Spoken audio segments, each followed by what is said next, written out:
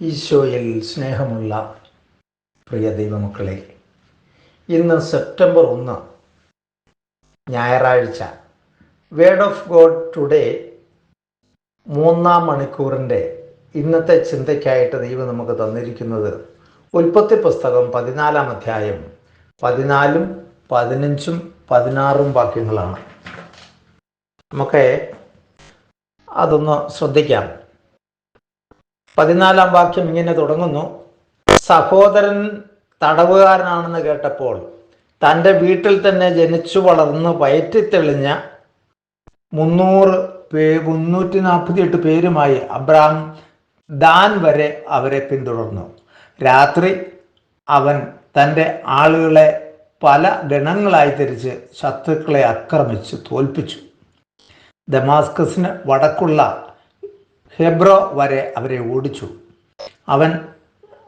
അവൻ സമ്പത്തൊക്കെയും വീണ്ടെടുത്തു. ചർച്ചക്കാരനായ ലോത്തിനെയും അവൻ്റെ വസ്തുവകളും സ്ത്രീകളും ജനങ്ങളും അവൻ തിരികെ കൊണ്ടുവന്നു.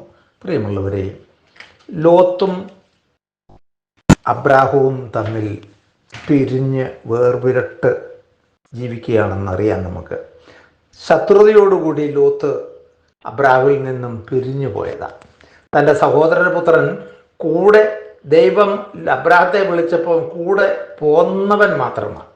അവൻ അവസാനം ഈ പിതാവിന് തന്നെ എതിരായി പ്രവർത്തിച്ചെങ്കിലും അവനൊരാപത്ത് വന്നപ്പം ഓടിച്ചെന്ന് സഹായിക്കുന്ന ആ സഹോദര സ്നേഹത്തെയാണ് നാം ഇവിടുന്ന് ചിന്തിക്കുക.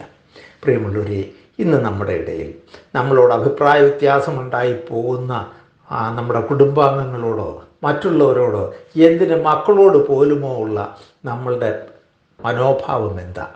ശത്രുതയോടുകൂടി പെരുമാറുന്ന നമ്മുടെ ജനത്തെ നോക്കി ദൈവം വിലപിക്കുന്നില്ലേ?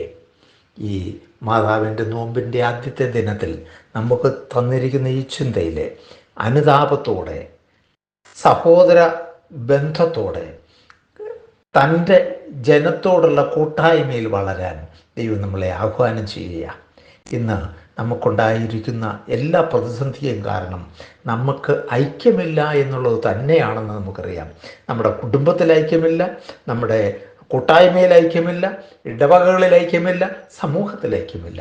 ക്രൈസ്തവൻ പരസ്പരം പോരടിക്കുന്ന കാഴ്ചയാണ് ഇന്ന് പ്രത്യേകിച്ച് കേരളം കണ്ടുകൊണ്ടിരിക്കുന്നത്. പ്രിയമുള്ളവരെ, നമുക്കൊന്ന് മാറി ചിന്തിക്കാം. സ്നേഹത്തിൻ്റെ ഭാഷ നഷ്ടപ്പെട്ടു പോയ നമുക്ക് അനർത്ഥങ്ങൾ നമ്മളെ മാടി വിളിച്ചുകൊണ്ടിരിക്കുക.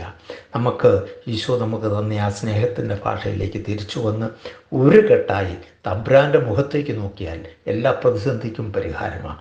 പിതാവിൻ്റെയും പുത്രൻ്റെയും പരിശുദ്ധാത്മാവിൻ്റെയും നാമത്തിൽ ആമേൻ.